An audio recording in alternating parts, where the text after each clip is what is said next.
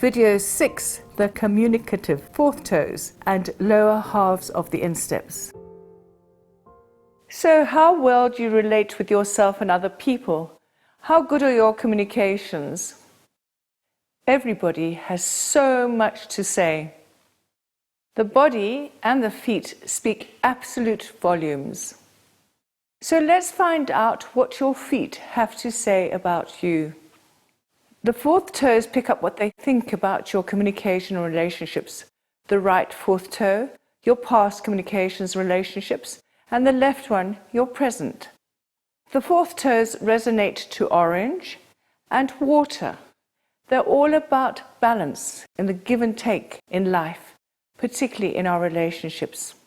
The fourth toe picks up all the conversations en route and relates these to the small intestines and colon.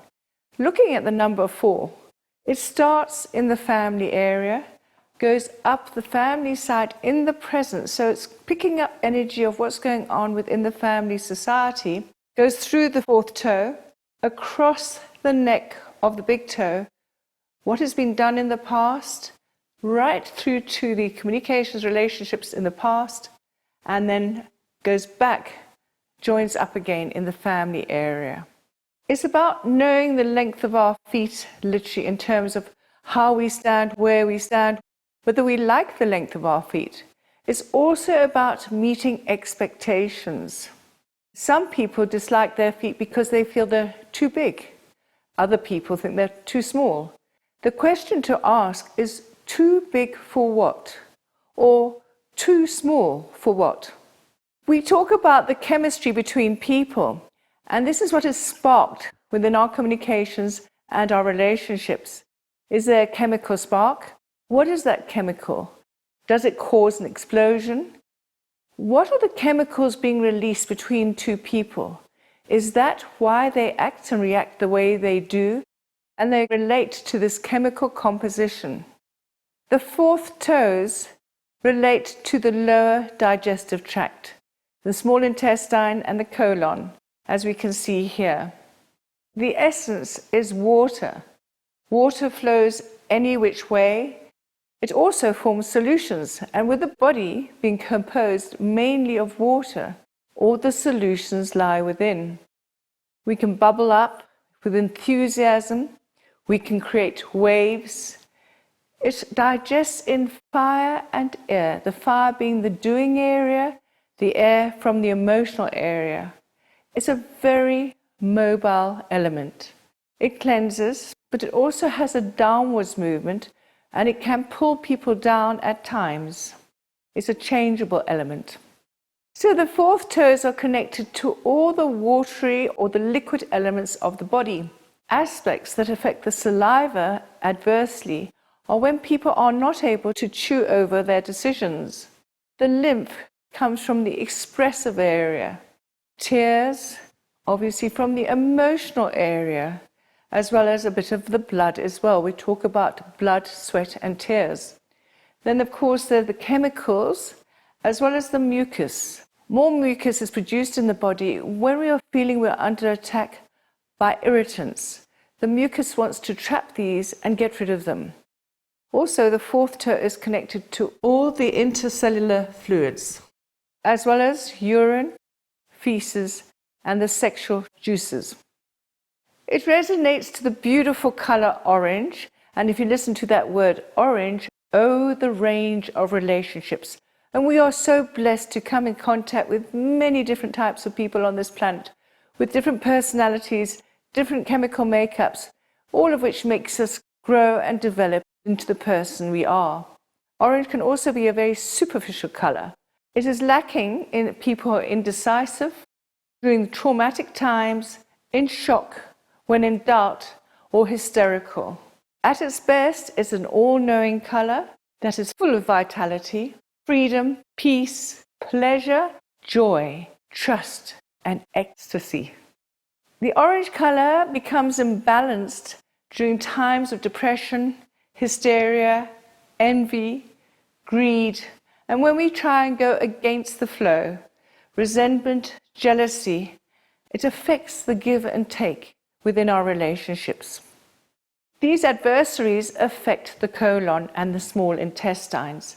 If there's too little water and orange, we feel that we are being deserted. If there's too much, we feel we are drowning within our relationships and communications, especially when we're feeling under pressure to give lip service and we're wasting our time on things that are not worthwhile, that are not serving us. We become more intolerant and we find it difficult to adapt to life's ups and downs. So watch your mouth and hold your tongue before you speak, because it's what comes out of the mouth that affects our relationships. It's how we communicate within ourselves, then we externally communicate with other people. We talk about the tongue having bitter, sweet, and even sour. But think of some of the conversations that take place. Some are a bit bitter, others are sweet, and some are very sour because they've been said so many times before. Whatever you say carries a message. It is picked up by the lower digestive tract, reflected in the lower halves of the instep. So listen to what you're telling yourself, because it will show up somewhere. If you're telling yourself you're ugly, imagine the reaction of your body. If you're telling yourself that life is heavy going, then the body becomes heavy going. And we always blame food for putting on weight. But in fact, it's the weighty issues. It's those words that carry weight. And what will happen is the more a person takes on, the bigger the body has to become to accommodate all this extra energy that's taking place. You can have people who hardly eat anything and they keep piling on the weighty issues. Then you have others who eat everything and anything and stay skinny bilinky long legs. So it's all about energy and the weight carried through what is being said. So it's up to the small intestines to pick and choose what is worthwhile for the body. What we take in food goes through the upper digestive tract down to the lower digestive tract. And it's in the small intestines that the beneficial aspects are extracted and absorbed, and the others are left alone. But when we're going through turmoil, some people tend to take more on than they have to at this stage, and then wonder why they start putting on little bellies or big bellies. Some people are inclined to tell white lies and twist the truth. When people twist the truth, it twists the small intestines till eventually it can tie itself up in knots and become obstructed. The colon, meanwhile, picks up energies that waste time to be eliminated from the body. What it doesn't like is pressure. And life, of course, is a balancing act. People are balancing home, work, family, social life, all the various things that happen in our life. Aren't we blessed? We would be very bored if we didn't have all these opportunities and all the balls in the air. What really upsets the colon are the expectations in life, the ones from parents when you go to school, and the pressure put on performing at sport. Talking of sport, games are no longer fun. There is so much competition, with parents often getting involved. As a result, there are many sports injuries because, of course, there's a lot of judgment, condemnation, competition, and this really hurts the body. People only injure themselves when they are not happy with what they are doing. And then there's the spirit, alcohol, and other drinks. In England, if you're not feeling too good, you're asked to come in and have a cup of tea, love. It makes you feel so much better. It's green, it's made out of leaves. Some people respond badly to coffee. This is really interesting when it comes to allergies and bad reactions. Can take this back to the slave trade. So this is why understanding that disease comes from 7 generations or more and can appear much later down the line, then we can understand possibly why people react badly to coffee. Also, coffee is blamed for keeping people awake at night. Now, this is a belief system that is taken on board by many, many people. In reality, it doesn't. The other thing that people do is they drink decaffeinated coffee. Now, if the universe and God wanted us to have decaffeinated coffee, we would have decaffeinated coffee beans growing in crops. On the other side, we have the alcoholic intake. Anybody who cannot tolerate alcohol, there's a deeper story there. And it's the reason why people drink alcohol. Is it to celebrate life, or is it to drown our sorrows? If people cannot tolerate, for example, white wine, wine is made out of grapes. There are red grapes as well. That would come down in the family area. And generally, they cannot tolerate white wine because there's enough wine going on in the family. In other words, complaining. Then there are the alcoholic drinks made out of fruits. When people abuse these drinks, they're often very unhappy at work and trying to drown their sorrows. Just remember, there's a difference between drinking socially and abusing the drink. And it's when they abuse the drink that we can pick up a lot of what's going on at a deeper level. Anything that is made out of grains would be communication and relationship. And then finally, anything made out of something like potatoes would be connected with family and society. But also remember to look at the countries like Ireland, where potato is a main crop. So it's all about balance at the end of the day and being accommodating to soul needs. It's not about telling other people what we see on the feet.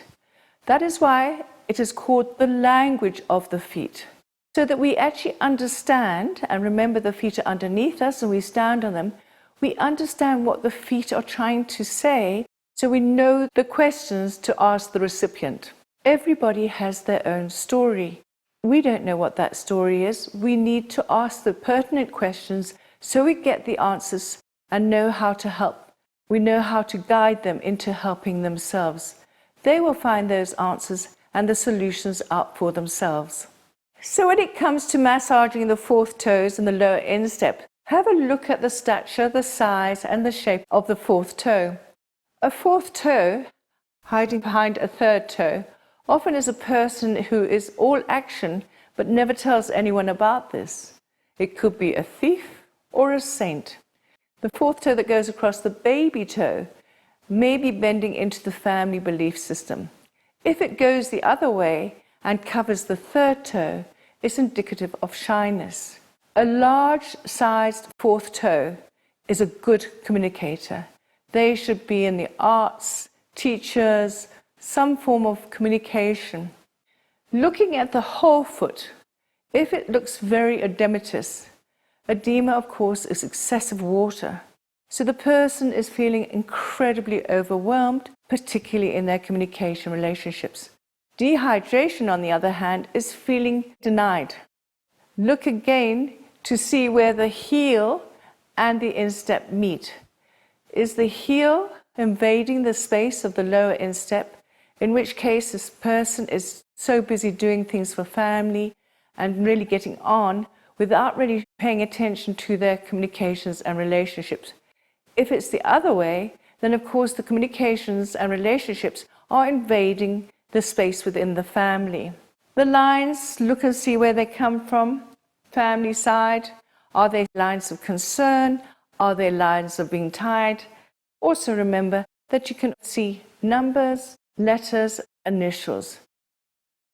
The small intestine reflexes are situated in the lower halves of both insteps in the communication and relationship area. They resonate to orange and are linked to water. Massaging these reflexes horizontally in strips just below one another across the lower halves of both insteps from the left foot to the right foot and then back again as far as the heels, finishing on the lowest strip of the right foot, helps the small intestines to extract the most beneficial aspects from the new intake while leaving the less desirable aspects alone.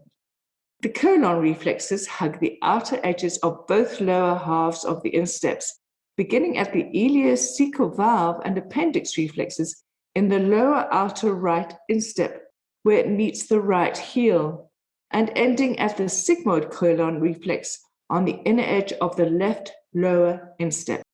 Massaging the colon reflexes and paying extra attention to the hepatic and splenic flexures helps the body rid itself of those unnecessary aspects in life that waste time and energy. The rectum and anus reflexes are situated on the inner heels of both feet. Massaging them gently but firmly encourages the body to finally let go of the old, making space to move on. Use your imagination and your intuition. The language of the feet is incredibly exciting. If you'd like to explore this more, please go to my website www.alwaysbewithoutthee.com, where you will find information on the 9 books that I have already written on the subject of reflexology, channeling, and the language of the feet, as well as the emotional and spiritual aspects. Remember, healing and health are only 2 feet away.